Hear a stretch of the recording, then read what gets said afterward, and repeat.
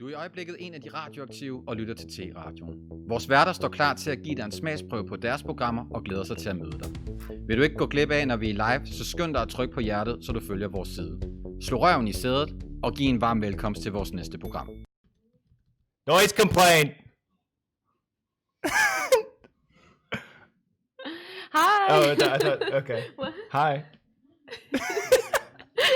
I wasn't ready for that. I wasn't either. Welcome back. Caught me off guard. This is Noise Complaint. Yeah. Welcome to our show this week. Nelson has a lot of energy. A lot of energy. I slept a lot last night. It's already dark outside. He missed the whole day. I didn't get any sunlight, so I'm buzzing. What are we talking about today? So today we are talking about the transnational component of music genres and globalization of music. But I think often when people talk about globalization, they talk about the technological aspect, but I think we're going to talk more about cultural aspects and different music genres. I'm talking about reggae. I'll be talking about disco. Later on, I'll also be making a peanut butter sandwich live on the screen. So stay tuned for that. Yeah. But yeah, welcome back. We hope everyone had a good week. Obviously, if you're not from Denmark, you might not know we have new corona restrictions coming in place tomorrow. So we have a case of the corona blues. Yeah, corona trist. Corona trist. I don't know how you say it. Danish. Close enough. But hopefully this show is a bit of a bright spot in what is otherwise kind of a scary week worldwide. Mm-hmm. So, should we start with reggae? Yes, we can. Take it away. So, I'm sure reggae is a genre you've all heard. It's like internationally extremely popular, but it originated in Jamaica within like a specific political context. So it kind of came about in Kingston, Jamaica in the 1960s. Okay.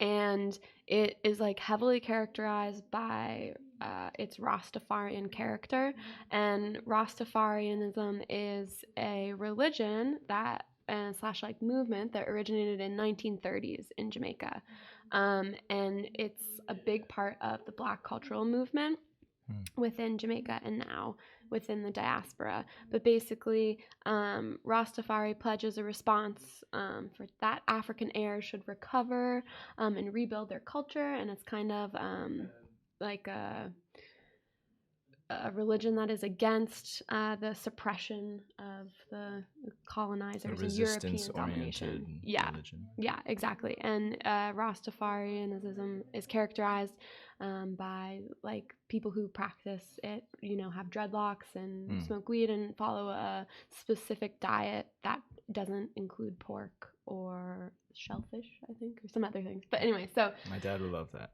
Allergic to shellfish. Yeah, so reggae, a lot of reggae musicians actually were Rastafarians. Okay. So that is like the connection there. And the reggae music itself is very political.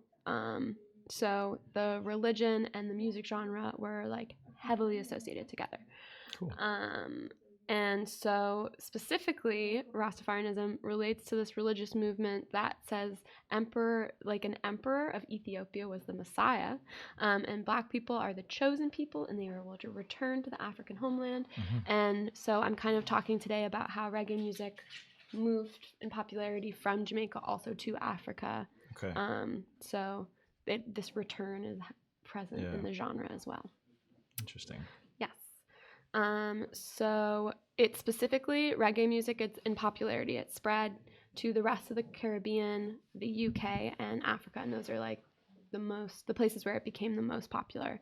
And reggae music was a way for Jamaican, like Black Jamaican people to express their demands for self-recognition, socioeconomic upliftment, and political determination. Okay. And so it was seen kind of as a subversive music genre, and like different governments in Africa like wouldn't let it be played on the radio. Really? Yeah, so that's in South Africa. I'm going to be talking about a specific reggae artist in South Africa later, but that happened there as well. But so one reason why reggae became so popular was because it was like not only was it just a music genre, but it was this socio-political avenue that people used to transmit and affirm ideas, values and expectations for the future. Sort of hopeful. Yeah, exactly. Very hopeful and uplifting. And so this anti-imperial message of social justice within the lyrics was, you know, something that a lot of people could relate to, and it kind of became known as third world music. And so many oppressed peoples related to this music a lot. And so it traveled, the music like traveled with the diaspora of Caribbean and Jamaican people. Can I ask, the third world label, was that self-applied, or was that? Yeah, at the time it's self-applied. Like the third world movement was like non-aligned. Okay. So it didn't maybe country. back then have the same connotations of, you know, third world, first world problems. Yeah, no, like the third world, at that time it was more like a self-used term for liberation, and kind of saying like we're not independence, autonomy. Yeah, and yeah, exactly. So it wasn't used in a derogatory way. Good. Yeah, and actually I think like the first world, third world terms anyway like originated just based on like your alignment during the Cold War, so it wasn't necessarily about development. Whereas now people use it completely differently. So it's about like, oh, third world means that like it's not a developed country, or like they don't have the same political values of XYZ. But yeah, back then it was different. And so there was a large Jamaican and Caribbean diaspora in the UK due to colonialism. And so and so reggae kind of changed as it traveled out of Jamaica, and different, like the same rhythm stuck, but the lyrics and the message changed based on context. And so I'm going to play a song called Handsworth Revolution by Steel Pulse, which is a British reggae band. And it's known as one of the best ever protest pieces, which forcefully cast out racial, social, and economic exclusions against Afro-Caribbeans in England. Cool. So let's give it a listen. All right, I hope you enjoyed that song. I did. I mean, I think the lyrics are not very subtle. Like clearly, revolution, all people, like justice is for all. Like Handsworth means us, the Black people, talking about liberation. So it's just, you know, a very strong, powerful message.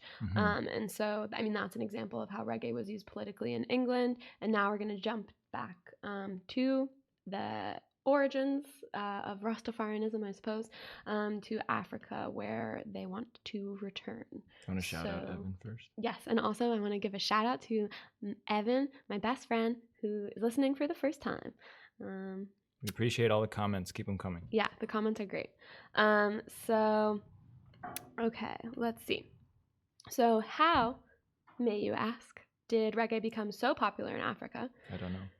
Well, what happened was Bob Marley actually gave a concert. Like he held a concert on, I want to find the exact date, but I think it was like in 1980 or something, but he gave I thought I wrote this down, but I guess I didn't. Oh, look, you keep going. Okay. Oh, here we go.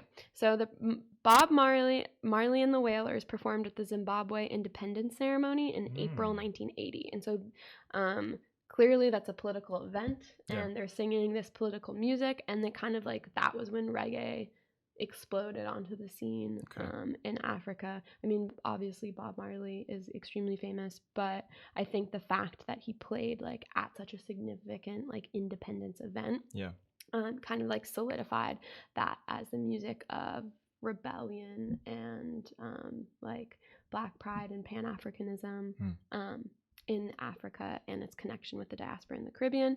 And so I was reading an article, and it mentioned that during the late 1970s and then after Bob Marley performed in the 80s, Jamaican music was like such a conspicuous part of the urban soundscape, specifically it was talking about Freetown, Sierra Leone, but so like everywhere you went, you could hear reggae. So I was saying like on the record players, the radios, and all the discotheques, bars, and homes. So like what we might think as the soundscape of Kingstown, Jamaica, is also part of the urban soundscape of like cities in Africa at the time.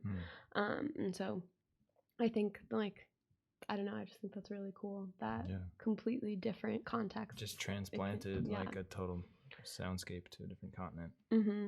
And so it comes, like reggae comes to Africa from elsewhere, but it became immediately familiar and meaningful and didn't need translation. Like I think also a lot of the rhythm apparently was similar to some traditional like traditional music in Africa as well. So it's not like identical, but there were similarities. And so in adopting reggae, like a lot of the musicians I was reading interviews with, they were describing themselves as like taking possession of something that was already theirs. So kind of this theme of unity and solidarity with the African diaspora, and the themes of African unity, repatriation, and universalism very much are the makeup of reggae rhythm as much of the lyrics. So like a lot of reggae musicians were saying like those values, those political ideologies are present in the rhythm as well, which I thought was so really cool. Interesting. They're like, you can feel that like political aspect in the rhythm. And listening to it after I read that, you know, it kind of changed the way I was listening to it. We're going to play another one soon, right? Yes. People can listen for that when they're... Yeah, exactly. So, in South Africa, reggae music specifically played a huge role in unifying different cultural groups in Cape Town. And during the years of apartheid, it said that the music bonded people from all different demographic groups. And there is this guy called Lucky Dube, and he was one of the most popular South African artists at the time. And so he originally sang in the traditional Zulu style, but then he moved towards reggae in 1984. So he kind of changed his genre, but it was very much also influenced by his like traditional Zulu music before. But this change was sparked by his quest to express his anger against the oppression of apartheid.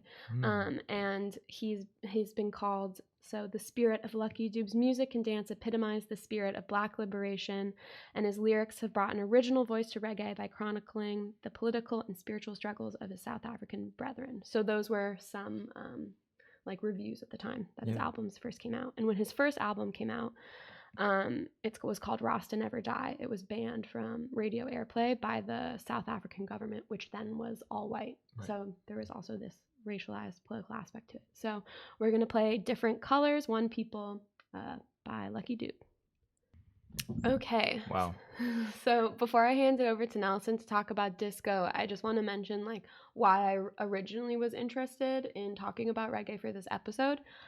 So my freshman year of university, I went to Cairo on a school trip to study hydropolitics. But so we visited the Aswan Dam, which was a huge man-made dam or lake that was created. And basically in order for it to be created, Nasser, who was in like ruling Egypt at the time, relocated the entire Nubian community. It was like a whole village city in the area where the dam was. So they relocated all these Nubians, and there was like this big fear that the Nubian community was going to lose their culture, their history, their heritage, because the place they were from was being completely destroyed and covered with water.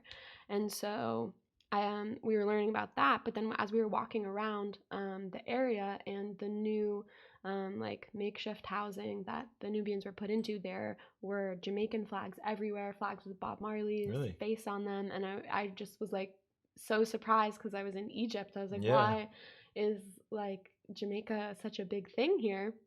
And so then my like teacher, my professor who was with us, explained how it was a symbol of like political resistance against the Egyptian government who had been oppressing the Nubian community. Interesting. Because the Nubians are also Black, whereas like Arab Egyptians don't.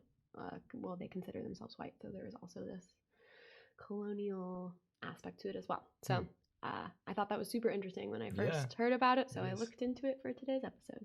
Well, I'm glad you did. Yeah. That's And very then interesting. in November of 2018, just to kind of wrap this up, reggae music of Jamaica was added to the UNESCO's representative list of the intangible cultural heritage of humanity.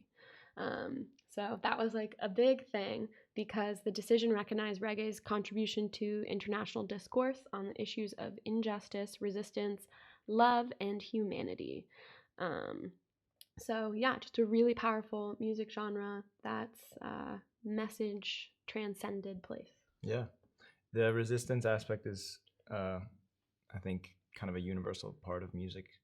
For me, like when I was doing research just earlier today about this, I actually also came across resistance music genres within South Africa, but with regards to jazz.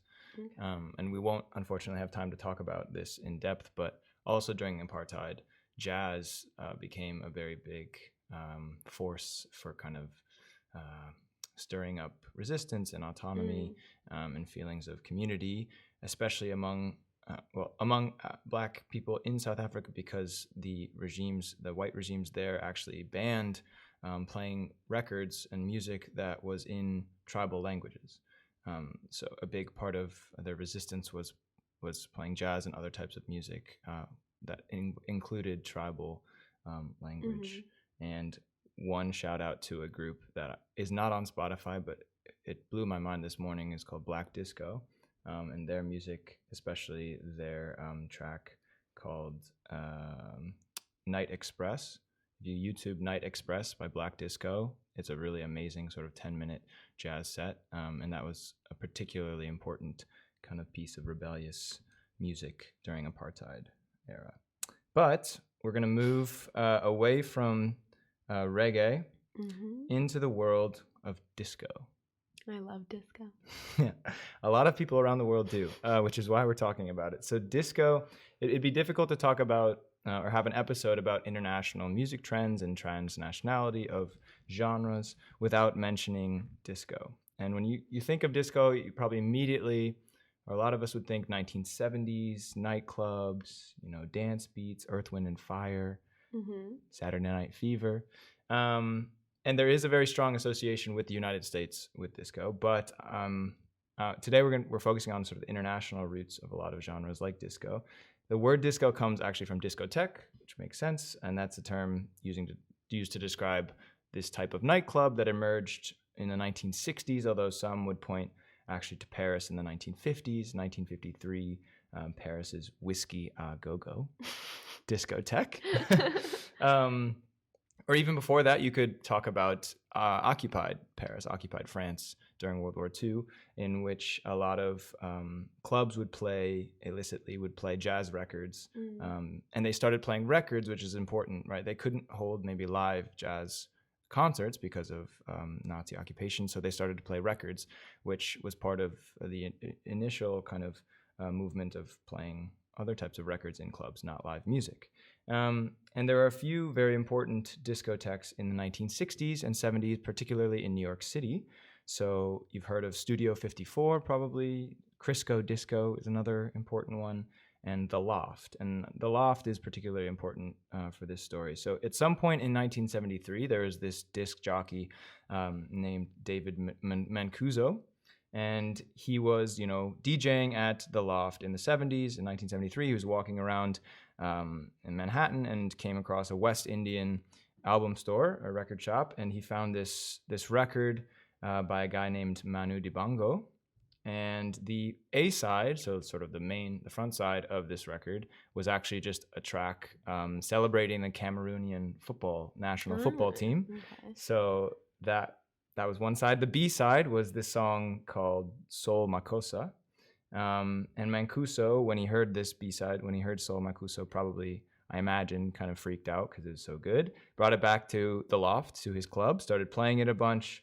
Then others started to do covers of it. Eventually, Atlantic Records licensed the original by Manu Dibango.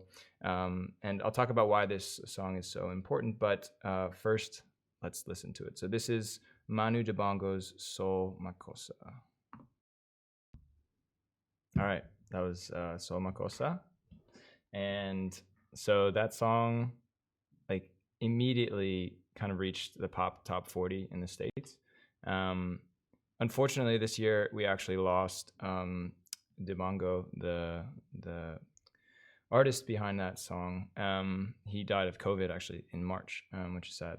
But his life, which I'll briefly go into, actually kind of paints a picture of this internationalization of music genres and how like music genres and the musicians who create them, you know, they travel, and as they travel, they pick up different influences and sounds. Dibango was born in Cameroon in 1933 during French colonial rule, but he moved to France to study the saxophone as a teenager. He then actually moved also to Brussels, where he spent a lot of time with Congolese musicians, especially like jazz musicians from the Congo who were living maybe in Matonge, for example, where we had spent time in Brussels. He was heavily influenced also by an African-American saxophonist, jazz musician named King Curtis, who was kind of a legend in the 50s and 60s in the R&B scene in the States. One of Dibango's first records was a tribute to King Curtis, so we can see kind of how Curtis, this African-American saxophonist, was influencing Dibango in Cameroon and in France in Brussels. And then Dibango is actually kind of returning the favor when he kind of put out his first big album or big track, which you just heard. It was Soul Makossa. And you can hear in that track kind of this combination of soul and funk and jazz and Cameroonian rhythms. And Soul Makossa actually means, well, it's a Cameroonian dance, but it also kind of means Ndwala dance. And it started first actually in Parisian nightclubs to pick up a lot of steam before it got to the Loft in New York City. And then obviously from there went kind of to have international success. And in the 70s, by the time, this was maybe people think one of the first big disco tracks, by the mid 70s, disco was definitely a defining sound within US pop music scenes, but it wasn't loved by everyone in the States, disco. I mean, there are people who hated it, right? Yeah, there's a really strange event that happened called Disco Demolition Night. And this happened in 1979. And so the main idea behind it was that the White Sox, like, they were having trouble getting people to come to their games or selling out tickets. So they were trying to do these, like, you know, event nights to get people to come and buy tickets. And there was actually like a large group of people who really didn't like disco. And they were big rock fans mostly. Chicago rock fans. Yes, and mostly white men, because there was this fear that disco represented queerness, blackness, like Latin culture. There was a fear that like that was taking over basically. General xenophobia. Yes, yes, totally. So they had this night that was you could get into the game for 99 cents if you brought a disco record, and then at the end of the game they like blew up all the disco records. And if you on look, the field. Yeah, on the field. It's just like crazy. You can look up videos. And yeah, it was, there's this quote that I think the Rolling Stone critic David Marsh described the Disco Demolition Night as your most paranoid fantasy about where the ethnic cleansing of the rock radio could ultimately lead.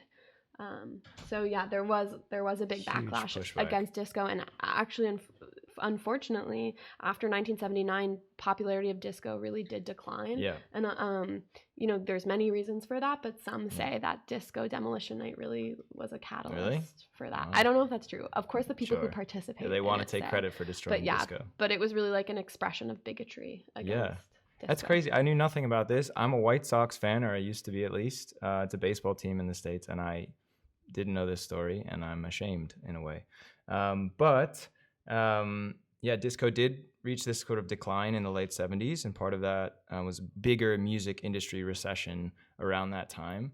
But in 1983, there was a record that kind of brought disco, or at least kind of pop, back on track, and that was Michael Jackson's Thriller in 1983, which was a record that broke all records for, you know, sales. It sold 40 million records or units across the world. And so this was, you know, Soul Makossa was maybe the forerunner to a new internationalization of music, more widely, not just disco.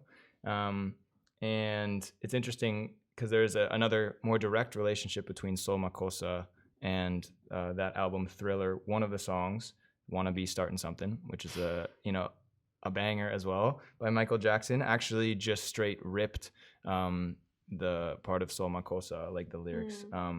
And Dibango actually sued Jackson's estate for just taking this straight from his record without consent.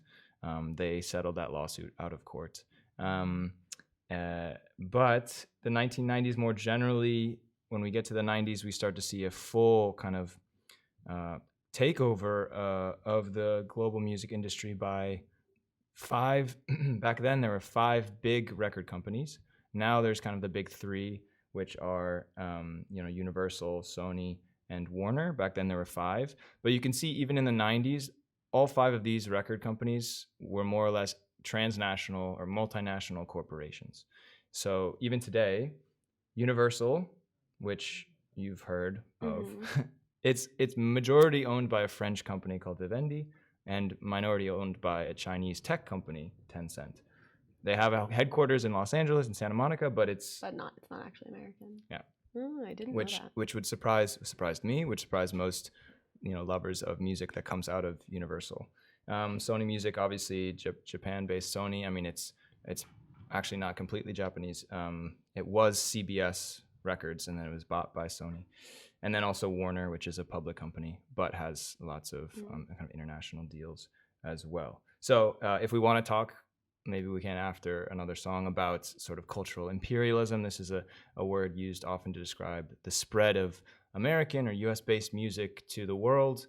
That's definitely a valid kind of narrative, but it's interesting that maybe US is the main imperialist kind of culprit, but not necessarily the main beneficiary of the profits that come from that spread, because a lot of these companies are now just fully international. Okay, so as global markets sort of opened up in the 80s and 90s, disco in particular, kind of had this sort of rebirth in ways somewhat stirred by Michael Jackson's success, but it would spread across the world, and it would take, not just regional, so it would take interesting regional forms as well. So for example, I'm going to play a song that's you characterize as Italo disco, which is sort of the Italian variation maybe of disco, or at least in the 1980s. So we are now going to play a track from 1983 from Rigueira. Did not probably pronounce that perfectly, but this is Italo disco at its finest, and it's Vamos a la Playa, but not the Vamos a la Playa that you guys are familiar with. I really like that song. Yeah, it was fun. Okay, I appreciate all these comments in the comment section. So actually what's interesting is, so definitely to Ron's point, the British invasion is something we won't have time to talk about here, but there are a few different ones. But the first big one was with the Beatles in the 60s coming across the Atlantic, and that is definitely a perfect example of kind of genre crossing geographic boundaries. And then also just to touch on Evan's comment where he says disco music is about bringing people together and about being joyous and inclusive. I also think like that was kind of the message with reggae as well, like this inclusive, kind of uplifting, hopeful vibe. And so while yes, these songs like could have, the globalization happened due to capitalism and these like larger maybe like cultural imperialism, but then at the same time, like if we're not going to be so critical all the time, like it could be like global, like they became so globalized because like joy is infectious and spreads, and and these songs are powerful, and both as resistance to oppressive regimes, but also just more generally kind of celebrating humanity. And of course capitalism will try to kind of take advantage of that, and that happens, but that doesn't take away from the power of the songs in their own right. It's nuanced. David Bowie's China Girl, which Ron also mentioned, from 1983. Actually, China in that sense, I mean, there are lots of interpretations of the song, I guess, but China can be interpreted as China White, which is a type of heroin. So that song, it's David Bowie writing with Iggy Pop in Berlin in the 80s, and definitely a lot of international influences to that genre of music. But it could also, and it's also a song about drugs. So there's that. But Yeah. So I think we can move away from disco, although I appreciate everyone in the comments continue to add songs that you think are relevant to this conversation. We can move maybe to something completely different, which has to do with northern Spain. If you want to talk about this interesting kind of narrative we've found. Yeah, so I think I was 14 and my family we wanted to go on a joint trip with my family in Ireland, somewhere else in Europe, because we went to Ireland every year to visit them, and we were saying like, oh, we should pick a new place for us to meet. So somehow my parents and my family decided on Galicia in northern Spain for the location of this trip. And so we get there and it's like really rainy all the time, kind of like Ireland, like and then the biggest kick of it all was that while we were there, it was a Celtic music festival happening in Galicia. So it was kind of like, I was like, I thought we were here to escape Ireland. And yet, like, you can't escape the Irish. We've mentioned that before on this show. Yeah, it was just like Celtic influence everywhere. And I was so shocked, like super surprised, because I didn't know about the Celtic history of northern Spain whatsoever. But there was a Celtic population there, like way back in the day. And so that music there, like the fiddle and everything, is still really popular. Really? And so for me, that was just like a bizarre example of like transplanted music in a different sense. And the transnationality, even before globalization was a thing. This is like even way, way back in the day. Just people traveling. But yeah, so... And did your family react in similar ways? Like, everyone was. I mean, I guess we should have learned more about Galicia before we went there. I was a bit ignorant, but yeah, they were also very surprised. But I think my Irish family felt at home. They loved it. Yeah. But yeah, I mean, it was an amazing trip, and I loved it in Galicia. But yeah, the Celtic music aspect was funny. Wow, I wonder if people from northern Spain also, when they visit Ireland, they find similar comparisons where they're like, I don't know. Because so we went Ireland to northern Spain with the Celtic influence, and then that made me think of there's this bizarre also migratory pattern between the Basque Country in Spain and Idaho, southern Idaho. Which that was news to me. Yeah. So Idaho, for our non-American listeners, is a state in the west of the United States that doesn't get a whole lot of attention. Yeah, like I didn't know anything about it until I met Nelson. Yeah. But if you've met me, then you've heard me talk about it or seen me wear clothes that have something to do with Idaho. So it's important because both my parents grew up in northern Idaho. So it's an interesting state for me. But yeah, it's otherwise a pretty big, sparse state. But there is this interesting part in the south. Like, if you can imagine the south of Idaho having a lot of really interesting rolling hills and beautiful landscapes that I guess resemble, in certain ways, the Basque Country. And so that's part of why in the 1800s and 1900s, there have been movements all the way to southern Idaho from the Basque Country. So right now, Boise, which is the capital city of Idaho, which is in the south of Idaho, it has the largest concentration or highest concentration of Basque in the States. So there are some 15,000 Basque in Boise, and more widely, I think 30,000 Basque in Idaho, something along those lines. So, I mean, that's not a ton of people, but for a country or for a state that doesn't have a whole lot of people, that's a significant minority. And so part of that was because the landscape was similar, but also because a lot of Basque, their occupations had been sheep herding and ranching, and these things were very common also in the south of Idaho. And so at some points there was even like a local Basque radio station in the south of Idaho. Which would have been absolutely absurd just to like be in southern Idaho as a non-Basque and hear like someone speaking Basque, shock. Not even like speaking Spanish, which you hear now more and more in the States and even in Idaho, but to hear Basque, which is a very interesting, strange language to hear. So I couldn't find, I can't play on Spotify clips from that radio station. But there is a Basque music group based out of Boise that's a very active community kind of player, and they're called Amuma Says No.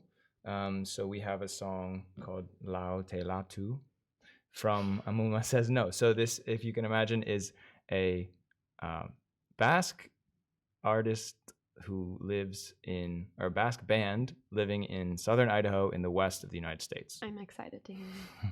We had to cut that short because we're out of time. Yeah, Nelson is just making his sandwich now. But so basically, that was the end of this episode. So thanks for tuning in. Like this page and follow it. Next week, we're going to be talking about spooky cities and spooky sounds because it's Halloween. We don't know quite what that means yet, but it's going to be spooky. But tune in for some spooky stuff, and like and subscribe, and have a great week. Yeah, enjoy the darkness. Goodbye. I have to play the song now. And this is a Galician Celtic song. ciao.